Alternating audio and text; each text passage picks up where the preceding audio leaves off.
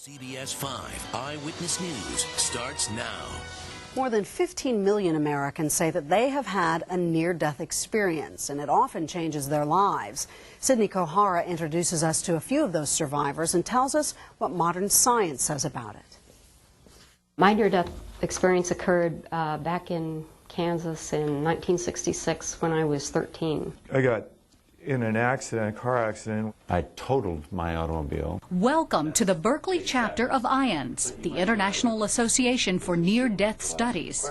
In the white light, I went swirling up that little white thing we saw in the movie Ghost. The brightness was beyond believable. They meet once a month to hear from people they call experiencers. And there was a presence, there was another. A woman appeared. And someone asked me, well, was it Jesus or God? And all I could say was, yes.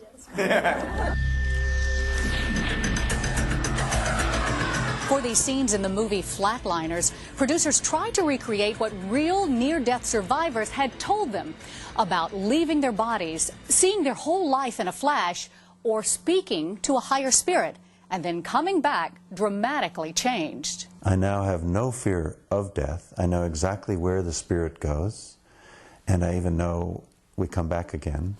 After his car accident 30 years ago, Louis Griggs turned away from a career in business to become a diversity trainer. They all say their time in the light was the most real thing that ever happened to them. Even in that place, without people or objects or anything, was more real than anything I'd ever experienced.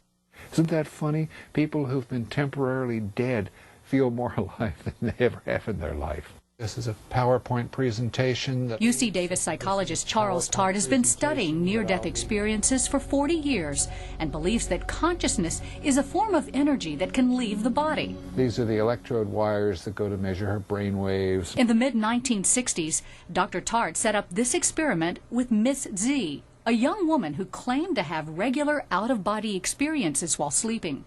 And indeed, while apparently asleep in Tart's laboratory, Miss Z was somehow able to read and memorize a 5-digit number, which was written on a piece of paper on a shelf near the ceiling. I thought, wow. Or the scientific version of whatever a wow was in those days. When I started my research on out-of-the-body experiences, because I'd had these experiences myself, I really wanted it to be true that my spirit had left my... It's just not. British psychologist Susan Blackmore was convinced she had left her body while smoking marijuana in 1970. She spent the next 35 years studying paranormal phenomena. But she says no one has ever been able to repeat Charles Tart's experiment with Miss Z. And Dr. Blackmore became a skeptic when every case she researched appeared to be either a fabrication or a vivid hallucination. Most people believe that they are a spirit or a soul that can leave their body. And it just isn't so. It's a good book. Christoph Koch, who teaches brain science at Caltech, says there's no real evidence that consciousness can exist outside the physical brain. This idea that there's a soul that sort of is like a sticky substance and then sort of near death suddenly it loses and hovers like a balloon, that's just silly. Koch says doctors in Switzerland recently discovered the part of the brain that causes out-of-body hallucinations. Using an electric probe, they repeatedly induced the sensation in an awake patient during brain surgery. Despite their skepticism, both Koch and Blackmore believe near-death experiences can still teach us a lot about consciousness. What's more, says Charles Tart, we all have something to learn from the wisdom and spirituality near-death survivors bring back. Even if it's just a hallucination, psychologically, it's one of the most life-changing experiences imaginable. We deserve to learn a lot about it just on that basis alone. Believe, those of us who've been there, that there is no fear and no dark side to it. It is pure white light. Which is why these people in Berkeley will be back again next month to share their experiences with anyone else wondering what it all means. It was wonderful, and I highly recommend it.